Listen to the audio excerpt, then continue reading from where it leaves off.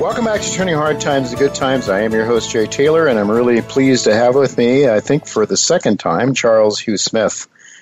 Charles is the author, proprietor of the popular blog site of twominds.com.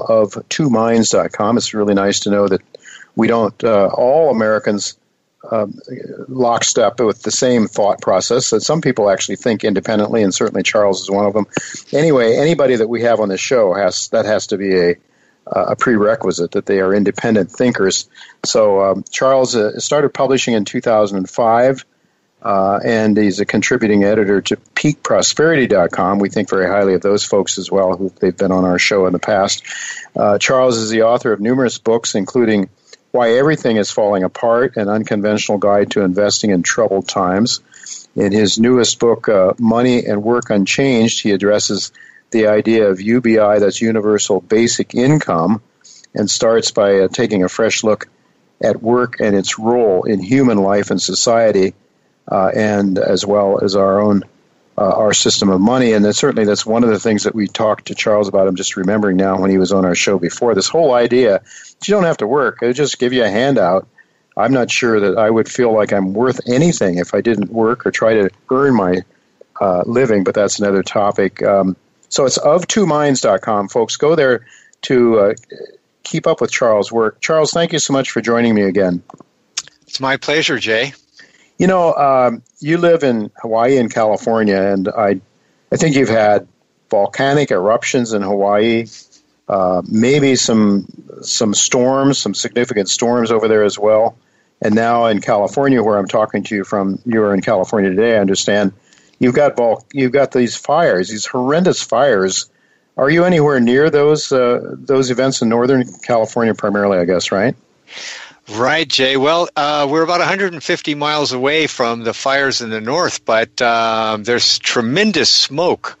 It's so thick down here in the San Francisco Bay Area that you can't see the hills a mile away. It's supposedly it's the equivalent of smoking 10 cigarettes a day to just breathe the air here. So there's a lot of people trying to buy those surgical masks and so on. Very good. But of course, we're not in danger of having our homes burned down. So of course, our hearts go out to everybody that lost their home. And so just breathing smoky air is, of course, nothing compared to losing everything. Losing everything in their lives, and a large and growing number of people who have died from these fires. It really is a tragedy, no question about it. I've titled today's show after an essay that you wrote titled, Why Are So Few Americans Able to Get Ahead? And in your November 9th missive, you noted that despite the rah-rah about the ownership society and the best economy ever, the sobering reality is very few Americans are able to get ahead. By that, I believe, Charles, what you mean is to build real financial security such that you don't have to really worry in your retirement about where your next meal is coming from. You have your basic needs taken care of.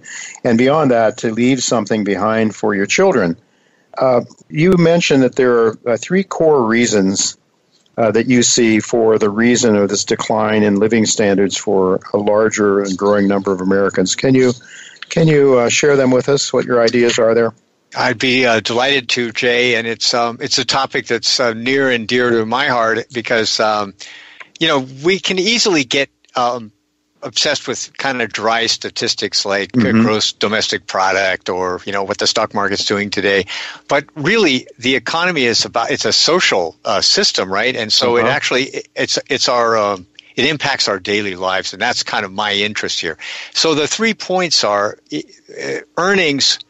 Our wages and salaries have not kept up with the rising cost of living. And you've discussed that in other programs, of course. Then the second point is whatever gains in wealth our economy has created have flowed to the top, say, 10%. And within that top 10%, most of those gains have gone to the top, 1/10 of 1%, rather than to labor, people working. And then the third point is that our economy's been financialized in the last 20 years to where all the incentives and the gains are flowing to these corporations that are basically monopolies, or they operate like in cartels. And so there's just less money in the system for people who are not owners of those monopoly businesses. And I think of healthcare, that many of us have a choice of like 2 or 3 insurers, right? And then the prices are all about the same. And of course, so we call that a cartel. There's really not any competition. Right. So we're seeing more concentration in every industry, it seems, of and less competition.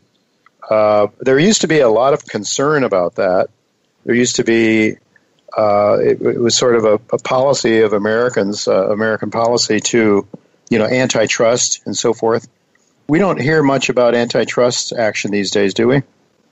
No. In fact, I was trying to think back, and I think it's a generation or two since there was an actual monopoly or cartel that was broken up. And so it's like we've lost that part of the American value system. Amazon is moving one of their offices, a big office. They're going to create a lot of jobs here in Queens, New York City, where I live, and also down outside of Washington, D.C. And I think it was somebody, I don't know if it was on Tucker Carlson's show or some show I saw recently, they were speculating as to the reason that Amazon decided to come to a couple of the richest cities in the country rather than in the Midwest and other places.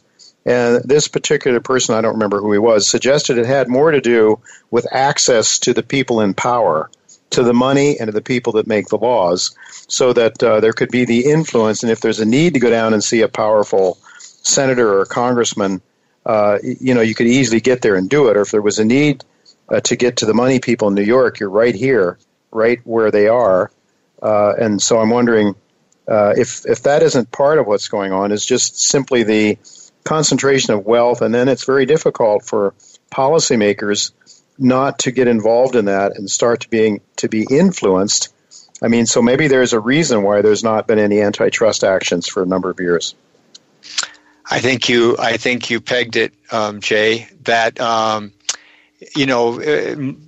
if you have tremendous profits like Amazon or many of the other tech companies or global companies, and you're raking in billions, you can afford, say, 20 or 30 million for lobbying or to contribute to campaigns. That's peanuts to you, right?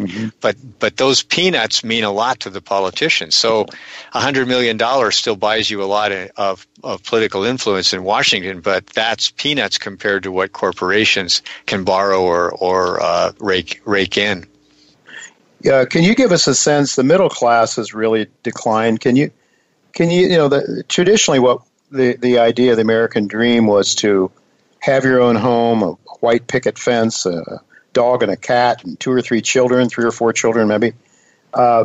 Can you give us a sense of how much of a decline that we've seen in the last 20 years of the American middle class? Some statistics, perhaps?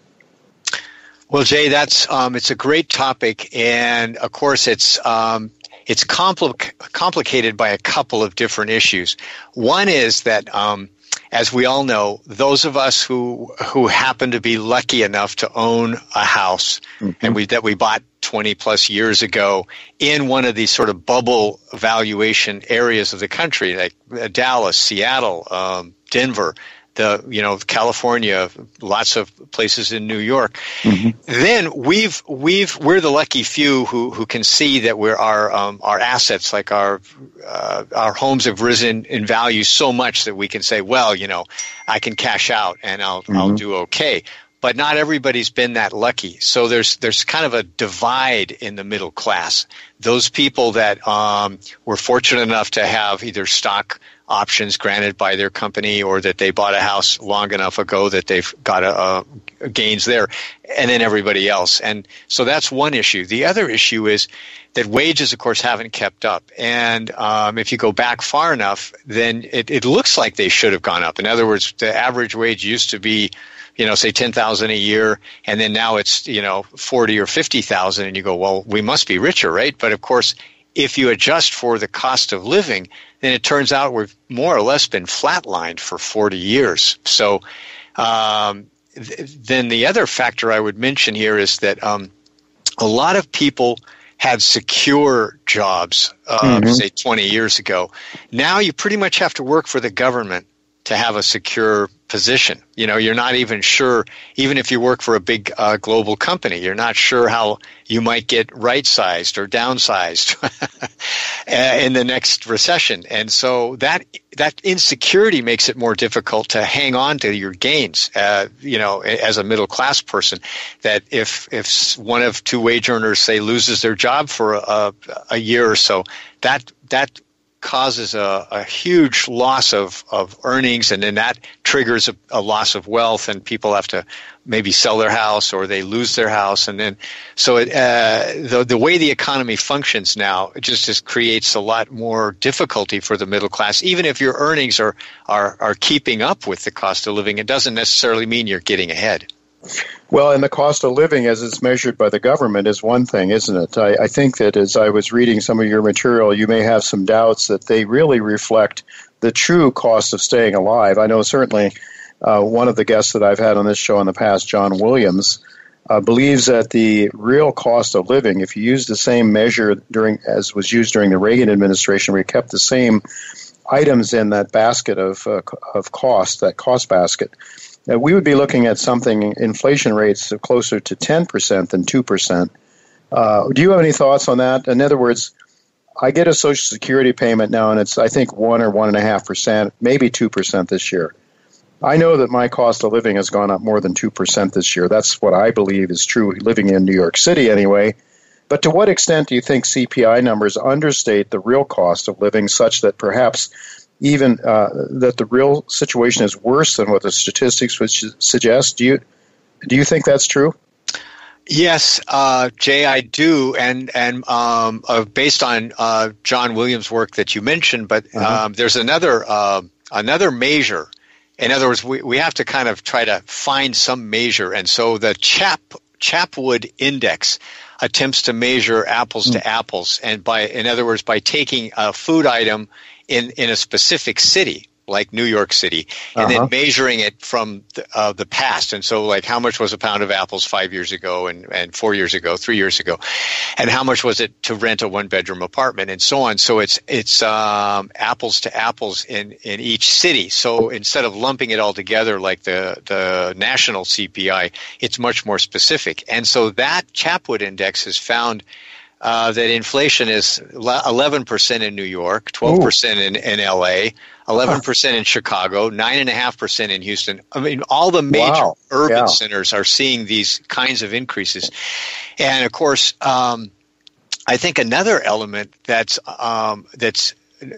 poorly understood, because of course it just sounds like a bunch of mumbo jumbo when you're trying to sort this out, is the official Consumer Price Index has really understates these really big ticket items like medical care. They claim it's 8.6% of our budget, right? Our household budget. Well, if you're self-employed, or you're in the gig economy and you have to pay your own health care insurance, well, it's way more than 8.5%. I mean, it's for many families, including mine, and it's like way over $1,000. It can easily be over $2,000. So that's kind of a trickery, And the same with education. If you have kids in college, or you have nephews or nieces or grandkids in college, we know that education is not 6.7% of a household budget with children in college, because you have to pony up 10, 20, even 30,000 or more per year. That's a huge chunk of the family income and or wealth, and so that's another way it's understated. That the real world costs in these big ticket items are so much more expensive than what's included in the CPI. Yeah, and you mentioned that if you want stability in your work, a stable job, you almost have to go to work for the government. And the government has taken a much larger chunk of GDP than they used to, for sure. Now, I have to go back to when I look at longer-term charts, and I see this departure from, the middle class losing ground and the concentration of wealth at the top. It seems that through the 1960s, for sure, the 1970s too, we had a pretty egalitarian income distribution yet. And I'm wondering, my own view is, and this is a view based on anecdotal evidence, I think, is that part of the blame, certainly perhaps most of the blame, has to do with our monetary system, a system, in fact, that allows the foxes to guard the chicken coop, perhaps. The bankers create money out of nothing, and that was made possible when Nixon took us off the international gold standard in 1971. You'll start to see money being created out of nothing through the creation of debt. Of course, most people don't even realize probably that money is manufactured in a fiat currency system by debt. When you make a loan, you've increased the money supply. A loan is made on top of a loan, on top of another loan, and you have this massive, mysterious creation of money that has nothing to do with reality, essentially. But we've seen a redistribution of income, and I know, Charles, I believe that you would agree with this, that Nixon took us off the gold standard in 71 in large part because he wanted to be free to finance Lyndon Johnson's socialism, his Great Society, and to conduct the Vietnam War. And so, we just, Nixon unilaterally just defaulted on Bretton Woods. And we went to this floating rate system in which central banks created money out of nothing. Now, it seems to me redistribution of income towards the people that are closest to the seat of power might have something to do with what we're talking about now. Do you have any ideas about that?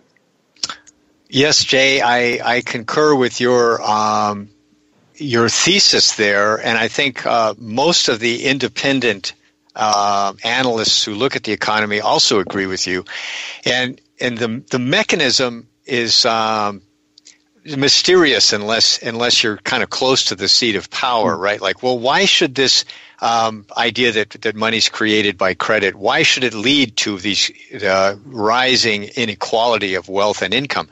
And so what happens is when you give the power to create money to bankers, and then they can loan it to financiers and corporations at very low rates of interest that we can't get, the rest of us, right? Mm-hmm. So Mark Zuckerberg, I think his mortgage is 1% or something, famously. You want to borrow $5 million and you're already rich. Hey, guess what? You can borrow money really cheaply. And so same with corporations. They can sell bonds and so on and raise billions of dollars at very low cost. Well, then that skews the whole system because the rest of us, we're outbid. We can't compete with the super wealthy and the financiers because they have access to this cheap money in basically unlimited quantities, while we are going to pay much higher interest rates and we can only borrow based on our income, and so that's how it goes. In other words, the corporations and the financiers can buy assets that then generate more wealth at very low rates of interest. Well, we have to pay basically retail, right? Yeah, that's right. And so, and then of course, so that's one of the key drivers of why assets have appreciated so much in the last decade, right? Like housing in many cities, the stock market soared, bonds have appreciated, and so on. But wages haven't kept up, so that's another thing that we should mention. Of course, in the 60s and 70s, wages kept up with the cost of living at least more than they do now, and part of it was that employers had to compete for employees, right? And well, now their employers have they can go abroad. So there's globalization. So now American workers have to compete with essentially the rest of the world. And then there's some automation. Mm-hmm. And there was always automation, right? There were factories, robots or equipment in the 60s and 70s, but it's really gathered momentum now, and it's starting to replace, white collar jobs as well as blue collar. And so the people earning their living are under these like triple whammy, right? They've globalized. Globalization puts us in competition with a lot of people in other countries that have much lower cost of living. Automation's pressuring us, and then the fact that we can't really borrow money or access all this nearly free money like the super wealthy can. So add those three up, and it's no wonder that the middle class is under siege. Yeah, and then the middle class, too, has taken on more debt to try to retain their living standards as they've lost it, too, to send their kids to college, et cetera, et cetera. Charles, we're basically out of time here. I have to ask you, because I think the most important issue to this discussion is, what should people do right now? Perhaps take a minute. That's about all the time we have. What should people be doing now to try to protect themselves against these conditions that we really have no control over? Right. Well, it sounds like just common sense, but it would be always helpful to lower your costs, of living, and try to pay off debt, and develop a side income stream if at all possible, and then diversify assets if you have any. If you don't, try to save money and buy some assets, but get a diversification of assets. Don't just have all your family wealth in the family home or in a stock portfolio or something. Diversify, because nobody knows what's going to happen. That's for sure. And I would add to that, probably have some real money, gold or silver, that can't so easily be destroyed through inflation, through taking it away. Well, Charles, absolutely. I want to thank you so much for your time today. We are out of time.